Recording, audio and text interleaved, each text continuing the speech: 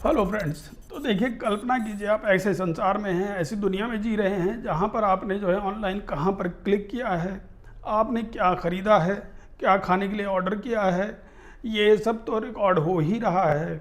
और साथ साथ में ये भी रिकॉर्ड हो रहा है कि आप जो है रोड पर जा रहे हैं, कहीं स्ट्रीट पे जा रहे हैं, असंख्य कैमरे लगे हुए हैं जो कि आपकी हर एक्टिविटी को ट्रैक कर रहे हैं कि आप जो है कहाँ जा रहे हैं, किससे मिल रहे हैं।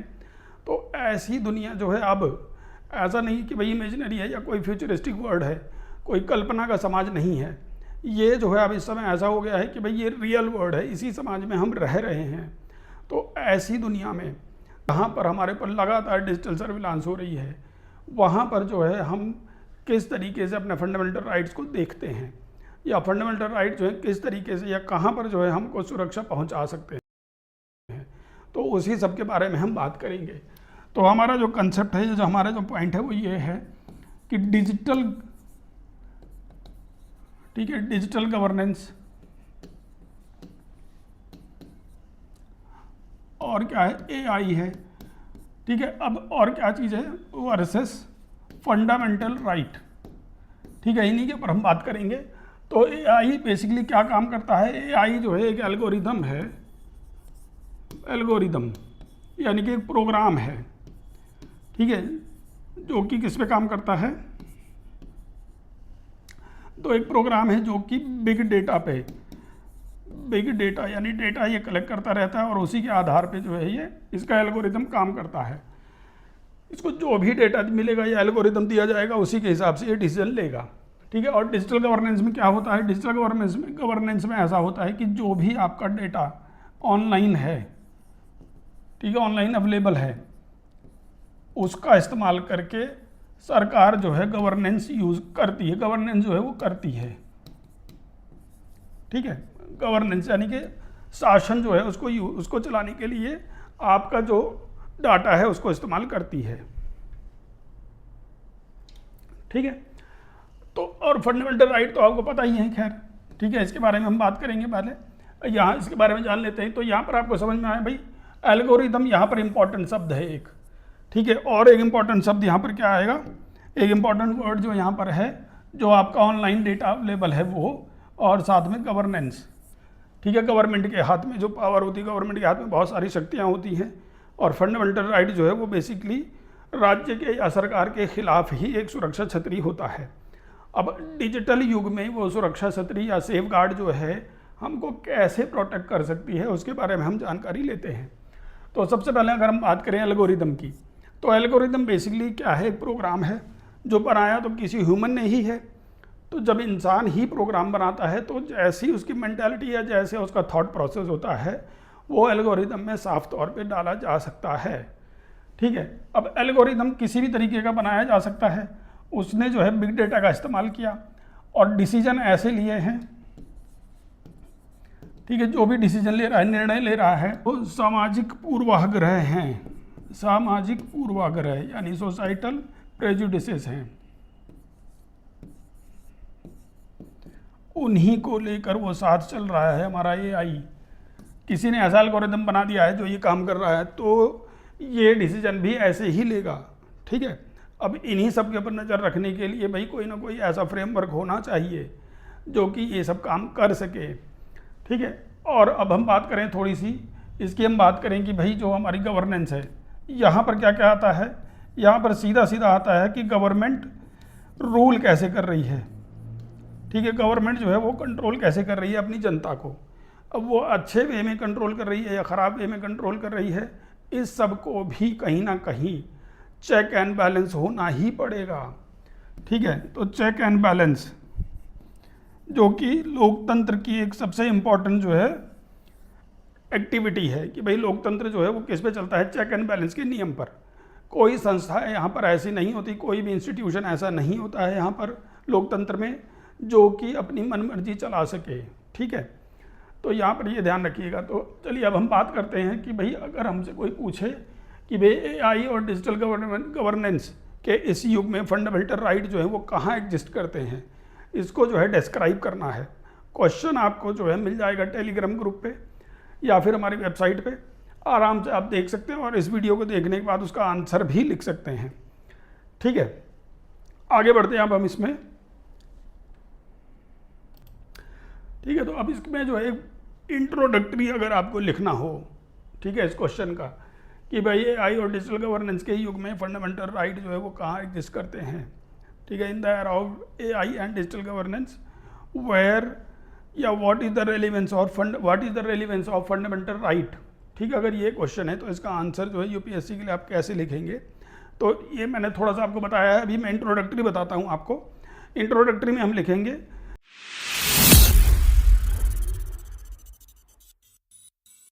तो इंट्रोडक्टरी मैंने बता दिया है आपको। अब इसमें जो है हम डिस्कस करते हैं आगे कि भाई किस तरीके से जो है ये सब चीज़ें हम चलेंगी।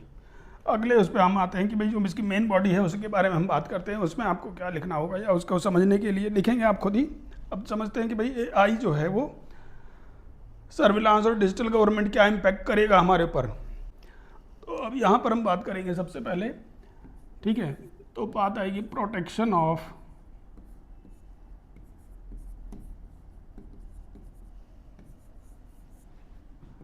Right to privacy, right to privacy. ठीक है, अब जैसे राइट टू प्राइवेसी जो है गवर्नमेंट ने या सुप्रीम कोर्ट ने जो है 2017 में हमारा जो है फंडामेंटल राइट जो है वो घोषित किया है। ठीक है, और केस का नाम आप लिख सकते हैं यहाँ पर पुट्टुस्वामी केस, पुट्टुस्वामी केस था। ठीक है, तो सुप्रीम कोर्ट ने 2017 में इसको फंडामेंटल राइट घोषित किया है। अब एआई जो है वो क्या करेगा, एआई बेसिकली क्या कर रहा है भाई, आपकी निजी लाइफ में जो है ताक झांक कर रहा है। आपकी जो भी निजी लाइफ है उसमें जो है ताक झांक कर रहा है, एक तरह से उसको जो है लगातार कंट्रोल कर रहा है एआई।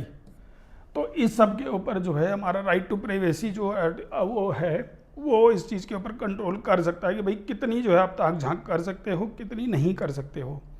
ठीक है, और सबसे बड़ी बात क्या है कि अगर हमारी निजी जानकारी है, गोपनीय जानकारी है, वो अगर पब्लिक की जाती है तो हम क्या कर सकते हैं, इसके लिए सुप्रीम कोर्ट जा सकते हैं। और ये क्यों पॉसिबल है, क्योंकि ये फंडामेंटल राइट है।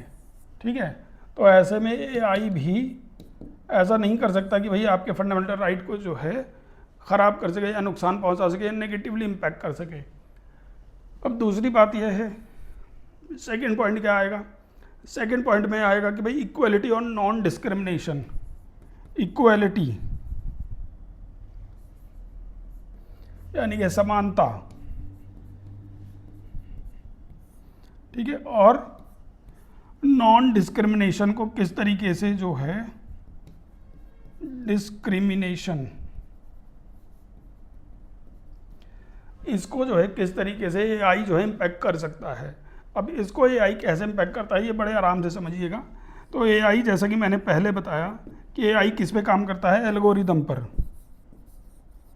एल्गोरिदम और बिग डेटा। बिग डेटा के नाम से ही लग रहा है कि भाई बहुत बड़ा डेटा, यानी बहुत सारा डेटा, कि जैसे भाई किसी व्यक्ति की जाति क्या है, उसका जो है जेंडर क्या है, वो कहाँ बिलोंग करता है, किस सिटी को बिलोंग करता है, किस एरिया को, किस रीजन को, सारी इन्फॉर्मेशन जो है इसमें रहती है बिग डेटा में।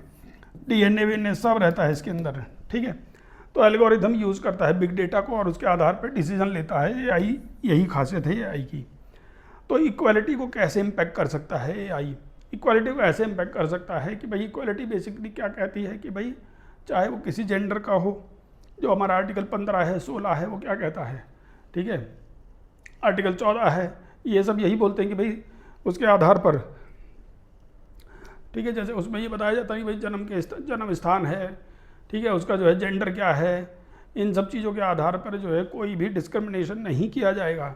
लेकिन एआई जो है अगर इसके एल्गोरिदम में छेड़खानी कर दी जाए तो ये क्या करेगा, एल्गोरिदम से यूज़ करके एल्गोरिदम जो है वो क्या करेगा, इस इक्वलिटी को या डिस्क्रिमिनेशन, इस चीज़ को जो है बहुत बुरे तरीके से नेगेटिवली इम्पैक्ट कर सकता है।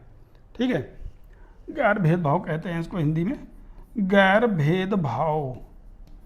तो इसको नकारात्मक रूप से कैसे इम्पैक्ट करेगा, तो जैसे मैंने बताया कि भाई अगर सपोज करो, जैसे होता क्या है, एआई आजकल यूज़ कहाँ कहाँ हो रहा है, पहले ये भी आप जान लो थोड़ा।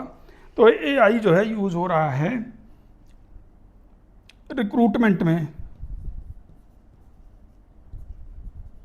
कंपनी जो है अपने रिक्रूटमेंट के लिए या नौकरियां देने के लिए एआई का इस्तेमाल करती हैं कि भाई अगर किसी आदमी के पास ये वाला स्किल है तो ही उसका जो रिज्यूमे है शॉर्ट लिस्ट किया जाए लिंक्डइन पर या फिर जहाँ पे भी इस तरीके की चीज़ें यूज़ हो रही हैं वहाँ पर। लेकिन अगर ऐसा कर दिया किसी ने कि इसके एल्गोरिदम को छेड़खानी करके किसी स्पेसिफिक कास्ट या ये कह दिया कि भाई स्पेसिफिक जेंडर, उसको जो है इसने कह दिया कि भाई इनको बाहर ही रखना है एल्गोरिदम से, तो इन चीज़ों का एल्गोरिदम में जो है चेंजेस करके ऐसा कर दिया कि भाई इस कास्ट के व्यक्ति को या इस जेंडर के उसको इंसान को आप जो है सिलेक्शन प्रोसेस में, रिक्रूटमेंट प्रोसेस में शामिल नहीं करेंगे। तो एआई जो है वही करेगा, वो थोड़ी ऐसा वो कर रहा है कि भाई एल्गोरिदम के बियॉन्ड थोड़ी जाके डिसीजन ले रहा है वो, तो वही काम करेगा ये। तो इससे क्या हो रहा है, इक्वालिटी जो है वो कहीं ना कहीं नेगेटिवली इम्पैक्ट हो रही है, ठीक है। और नॉन डिस्क्रिमिनेशन या फिर ये जिस तरह के भेदभाव वगैरह का है, अब इसमें क्या हो रहा है, जैसे सपोज करो लॉ इन्फोर्समेंट है, एनफोर्समेंट, इसमें भी यानी कि कानून प्रवर्तन, तो कानून प्रवर्तन में एआई जो है किस तरीके से जो है वो खराब इम्पैक्ट डाल सकता है। वो ऐसा होगा कि अगर कहीं पर ये कहा गया, ठीक है, कहीं पर ये बोला गया कि भाई एक विशेष क्षेत्र के लोग जो हैं, ये कह दिया भाई कोई विशेष क्षेत्र है एक्स, यहाँ पर जो है लोग जो रहते हैं, यहाँ पे जो लोग रहते हैं वो क्रिमिनल माइंड के लोग हैं। अब एआई के एल्गोरिथम में ये डाल दिया गया कि भाई एक्स क्षेत्र के लोग जो हैं, एक्स रीजन के लोग जो हैं क्रिमिनल हैं। अब एल्गोरिथम तो क्या करेगा, इन्हीं सब जितने भी लोग होंगे वहाँ के सबको क्रिमिनल मान के उनके ऊपर जो है नेगेटिवली इम्पैक्ट डालना शुरू कर देगा। भले ही यहाँ पे कोई जो है ठीक इंसान भी हो या फिर लोग जो है सुधारात्मक कदम उठा रहे हों या अपने आप को ठीक करना चाह रहे हों, तो भी ये होगा। तो यानी कि यहाँ पर आप जानकारी रख समझेंगे कि भाई इक्वालिटी और नॉन डिस्क्रिमिनेशन को कैसे इम्पैक्ट करेगा ये। इस तरीके से कि रिक्रूटमेंट प्रोसेस को डिस्क्रिमिनेट कर सकता है, उसको जो है डिफरेंट, मतलब रिक्रूटमेंट सिलेक्शन प्रोसेस को, नौकरियों में जो सिलेक्शन होता है उसके लिए जो है ख़राब तरीके से जो है वो एल्गोरिदम उसको डिस्टॉर्ट कर सकती है। फिर लॉ इन्फोर्समेंट को जो है डिस्टॉर्ट कर सकती है, यानी कि उसको नकारात्मक रूप से प्रभावित कर सकता है एआई, ठीक है। उसके बाद इसमें क्या होगा, अब यहाँ पर जो है और क्या हो सकता है, जैसे सोशल सिक्योरिटी है, सोशल सर्विसेज है। अब सोशल सर्विसेज यानी कि जैसे कि गवर्नमेंट की तरफ से सब्सिडी मिल रही है या कुछ ऐसी फैसिलिटी मिल रही है, तो उसमें भी कास्ट और जेंडर के आधार पर एल्गोरिदम जो है डिफरेंशिएट कर सकता है। तो यहाँ पर आंसर लिखते समय आपको देखना है कि भाई इक्वालिटी और डिस्क्रिमिनेशन को, नॉन डिस्क्रिमिनेशन को किस तरीके से एआई जो है डिस्टॉर्ट कर सकता है, एआई किस तरीके से नकारात्मक रूप से प्रभावित कर सकता है। तो आप इसमें लिखेंगे कि एआई का एल्गोरिदम अगर किसी गलत हाथों में पड़ जाता है या गलत तरीके से लिखा गया है, तो वो जो सामाजिक या सोशल बायस हैं, ठीक है, सामाजिक बायस, सोशल जो बायसेस हैं, उनकी वजह से क्या होगा, जो सामाजिक पूर्वाग्रह हैं, तो सामाजिक पूर्वाग्रह जितने भी होते हैं उनको लेकर हमारा जो एआई है उनको लेकर चलेगा अपने साथ, ठीक है, अगर किसी ने गलत तरीके से एल्गोरिदम लिखा। अब इन्हीं चीज़ों को, अब इस चीज़ को कंट्रोल करने के लिए क्या वो है, फिर से वही फंडामेंटल राइट। कौन कौन सा आर्टिकल यहाँ पे पिक्चर में आता है, अब यहाँ पर जो है पिक्चर में कौन कौन सा आर्टिकल आता है, 14, 15, 16, ठीक है, ये सब आते हैं, 17, 18, ये सब यानी कि जो हमारे समानता के अधिकार हैं, राइट टू इक्वलिटी है, वो यहाँ पर जो है एआई हो या कोई गवर्नमेंट हो, कुछ भी हो, उसको हैंडल करने के लिए सक्षम है। आप सुप्रीम कोर्ट के सामने जा सकते हैं, ठीक है। अब आगे बढ़ते हैं, और क्या हो सकता है।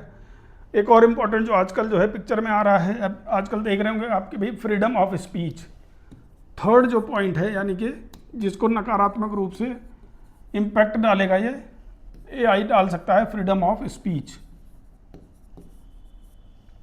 तो आप जैसे कि जानते हैं कि भाई सोशल मीडिया जो है इस समय ऐसा प्लेटफॉर्म है जहाँ पर आप अपने आप को एक्सप्रेस कर सकते हैं, यानी कि कुछ भी इंफॉर्मेशन है आप उसको अच्छे तरीके से शेयर कर सकते हैं।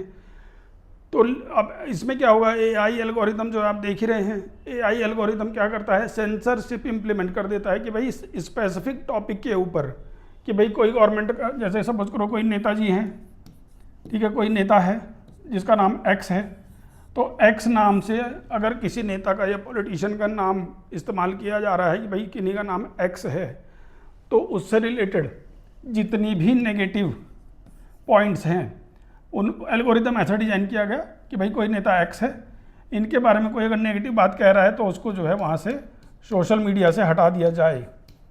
ठीक है, तो यानी कि एक तरह से ये भी क्या हुआ, मुंह बंद करने वाली बात हुई। तो एआई जो है किसी को पता भी नहीं लगने देगा। इन्फॉर्मेशन जैसे ही डाली गई नेताजी के खिलाफ, तुरंत एआई एक्टिवेट हुआ, एआई एल्गोरिदम एक्टिवेट हुआ, किसी के देखने से पहले ही वो चैनल जो है ब्लॉक कर दिया गया। तो यानी कि फ्रीडम ऑफ स्पीच को भी डिस्टॉर्ट कर सकता है, ये नकारात्मक रूप से प्रभावित कर सकता है। अब इसके लिए क्या होगा, फिर से वही कि भाई जब सार्वजनिक संवाद का जो मुख्य क्षेत्र है, यानी कि सोशल डिस्कोर्स का जो इम्पोर्टेंट रीज़न है या इम्पोर्टेंट जो प्लेटफॉर्म है, ठीक है, यहाँ पर जो एक दो शब्द जो आपको जानने चाहिए वो क्या है, सार्वजनिक संवाद। ठीक है, सार्वजनिक संवाद का प्लेटफॉर्म, ठीक है, या फिर इसको बोला जाएगा पब्लिक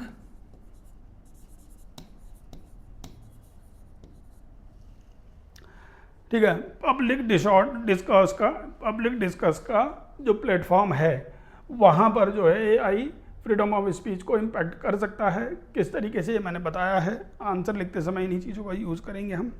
अब इससे बचने के लिए क्या है हमारे पास, फिर से आर्टिकल 19 पिक्चर में आता है। आर्टिकल 19 है जिसको लेकर भाई सुप्रीम कोर्ट फिर से कहेगा कि भाई फ्रीडम ऑफ स्पीच है। तो इस तरीके से फंडामेंटल राइट और एआई के बीच में जो झड़पें होंगी या फिर इम्पैक्ट पड़ेगा, उनको हैंडल करने में फंडामेंटल राइट जो है वो सक्षम है। और ऐसे एरा में या ऐसे युग में फंडामेंटल राइट की इम्पोर्टेंस और ज़्यादा बढ़ जाती है, जहाँ पर एआई जैसा, जहाँ पर कोई ह्यूमन बीइंग है ही नहीं कि भाई आप सज़ा देंगे किसको, नहीं पता चल रहा है एल्गोरिदम किसने डिज़ाइन किया, किसने बनाया, कंपनीज इस इन्फॉर्मेशन को लीक ही नहीं, पता ही नहीं रही, या कह देंगे भाई टेक्निकल फॉल्ट है, तो आप किसको सज़ा देंगे। तो इन्हीं सब चीज़ों को भी समझना ज़रूरी है कि भाई ठीक है फंडामेंटल राइट हैं, लेकिन किसी न किसी की जवाबदेही सुनिश्चित करनी पड़ेगी, कोई ना कोई आंसरेबल पर्सन ढूंढना पड़ेगा कि अगर कंपनी के पॉइंट में या कंपनी के उसमें कोई लूप होल है या फॉल्ट है तो भाई रिस्पॉन्सिबल कौन होगा।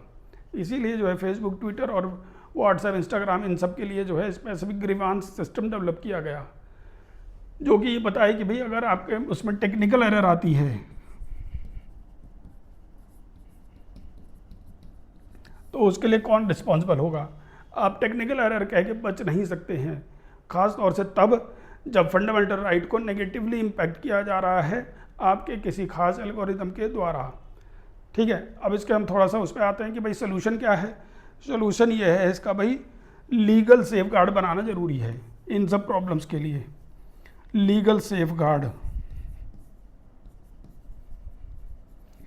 ठीक है, यानी कि गवर्नमेंट को भी कानून बनाना पड़ेगा, लीगल सेफगार्ड बनाना पड़ेगा कि भाई, और उसके बाद अकाउंटेबिलिटी, दूसरा है अकाउंटेबिलिटी यानी जवाबदेही भी सुनिश्चित करनी पड़ेगी किसी की, कि भाई कौन जवाबदेह होगा, गवर्नमेंट की तरफ से कौन जवाबदेह होगा, पब्लिक सेक्टर या फिर प्राइवेट सेक्टर अगर कोई गलत इन्फॉर्मेशन का यूज़ करते हैं, या कहीं से जो है जैसे हमारे नेताजी जवाबदेही होते हैं या कोई अधिकारी जवाबदेह होता है, तो सेम उसी प्रकार से कि भाई इसके लिए जवाबदेही तय करनी पड़ेगी। ये सॉल्यूशंस हैं, ठीक है। और उसके बाद क्या होगा, पब्लिक अवेयरनेस भी ऑब्वियस सी बात है, जैसे भाई पब्लिक अवेयरनेस तो बहुत ही ज़रूरी है कि भाई कोई ऐसी एक्टिविटी होती है जिसकी वजह से जो है आपका कोई अधिकार छीना जाता है या डिसऑर्ट होता है, यानी कि गलत तरीके से जो है नकारात्मक ढंग से प्रभावित किया जाता है, तो उसको लेकर आप जो हैं कहाँ पर जाएंगे। ठीक है, पब्लिक अवेयरनेस, समझे आप। तो ये सब जो है सॉल्यूशंस में गिना जाता है। उसके बाद जो है आगे देख, ठीक है। तो अब यहाँ पर जो है हम आगे बढ़ते हैं कि भाई अब जो है इसके आगे क्या है, कंक्लूजन क्या लिखेंगे। कंक्लूजन मैं आपको बताता हूँ, देखिए मुख्य बॉडी जो है इसकी, यानी कि जो भी आपका क्वेश्चन है उसकी जो मुख्य बॉडी है वो आप इस वीडियो को देखकर आराम से लिखें, अपने तरीके से लिखें। कंक्लूजन मैं थोड़ा सा आपको हिंट देता हूँ, हालांकि मैं चाहूँगा कि आप खुद से ट्राई करें। इस वीडियो को यहाँ पर पॉज करके आप खुद से कंक्लूजन लिखने की कोशिश करेंगे, नहीं लिख पाएंगे तो कंक्लूजन एज इट इज़ आप लिख सकते हैं। अभी जो है आंसर राइटिंग की प्रैक्टिस है आपकी, इसलिए बहुत ज़्यादा पैनिक होने की या परेशान होने की ज़रूरत नहीं है। आराम से प्रैक्टिस करें, एक लेवल आ जाएगा जल्दी ही, बस इतनी ज़रूरत है कि आप रोज़ काम करें। चलिए तो कंक्लूजन में लिख लेते हैं।